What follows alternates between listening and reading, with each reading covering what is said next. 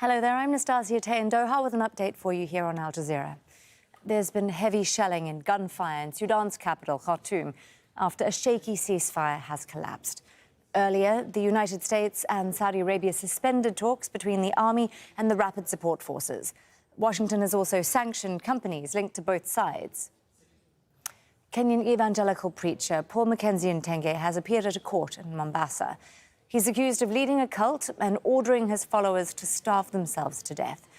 Police have exhumed the bodies of more than 240 people in a remote forest. Authorities in Senegal say at least 9 people have been killed there in anti-government protests. It happened after opposition leader Ousmane Sonko was sentenced to 2 years in prison on a charge of corrupting youth. The conviction now undermines his chances of running for president in next year's elections. Air raid alerts have sounded across Ukraine after a wave of Russian attacks.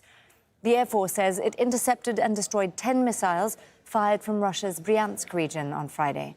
On Thursday, 3 people, including a 9-year-old child, were killed. Meanwhile, the governor of Russia's Belgorod region says 2 people were killed and 2 others injured in shelling there by Ukrainian forces. It happened in the town of Maslovo-Pristan, near the border with Ukraine. The governor says fragments of the shells struck cars. And China's special envoy for Eurasian affairs has described Russia's war in Ukraine as worrying and warns the risk of escalation is high. Li Hui made those comments after his European tour to promote Beijing's plan to end the conflict.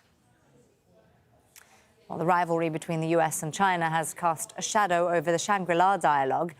These are live pictures now from that security conference in Singapore, which is being attended by defence ministers from more than 40 countries. Acting Prime Minister Lawrence Wong has urged the 2 superpowers to resolve tensions. The US Senate has approved a bipartisan deal to lift the government's $31.4 trillion debt limit. The legislation averts what would have been the country's first national debt default.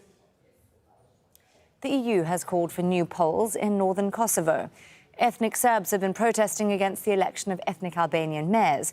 Serbs don't recognise Kosovo's independence and boycotted the municipal vote in April.